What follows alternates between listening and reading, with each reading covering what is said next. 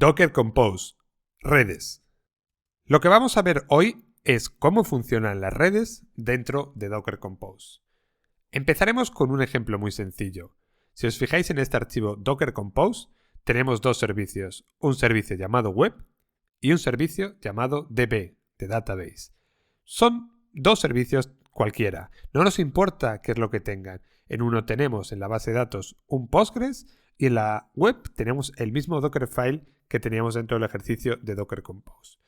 Simplemente lo que vamos a hacer ahora es un Docker Compose app -d --build.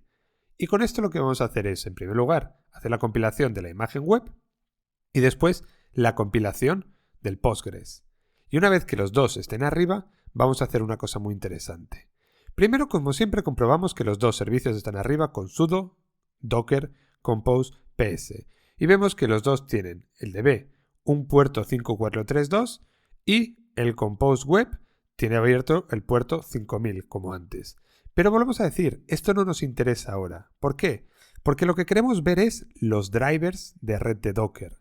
Si ejecutamos sudo docker network ls, vemos que hay un driver nuevo que no es ni bridge, ni host, ni macVLAN, ni overlay. Es un driver llamado compose default. Si ahora os acordáis de aquel capítulo de las redes en Docker y ejecutamos sudo docker network inspect y en este caso compose default, vamos a tener toda la información de este driver. Si lo miramos, tenemos los dos contenedores dentro. Fijaros que tenemos a Compose Web 1 con la IP 172.25.02 y Compose DB1 con la IP 172.25.03. Los dos con la misma submask 16, por lo tanto, los dos podrán acceder. Veamos ahora qué pasa si vamos a un ejercicio más complicado. Mirar este archivo Docker Compose, porque es bellísimo. Como siempre, la versión 3.9. Y ahora si os fijáis tenemos tres servicios, app1, app2 y db. app1 y app2 son dos Alpine que ejecutan un Sleep Infinity. ¿Para qué? Para que estén siempre arriba. Y db simplemente es un Postgres con una base de datos en la cual estamos haciendo un volume. Pero esto no es lo interesante. Lo interesante es la línea donde dice Networks, como veis ahí. Tenemos para app1 una network llamada Red1. Para app2 una network llamada Red1 y Red2. Y para DB no hay nada. Vamos a poner networks, dos puntos, y lo que vamos a poner ahora es la red 2.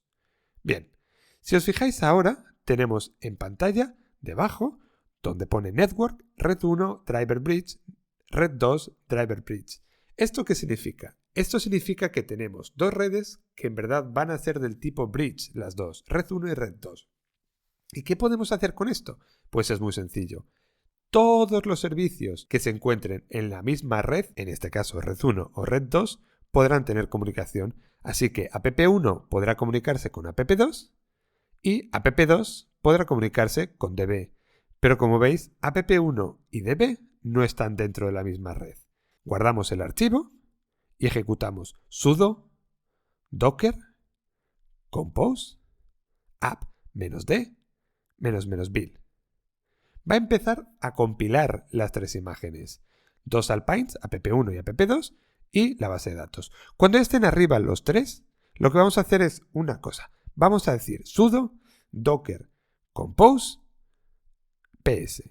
Veremos que los tres servicios están arriba y están funcionando. Tenemos nuestros dos Sleep y tenemos el Postgres.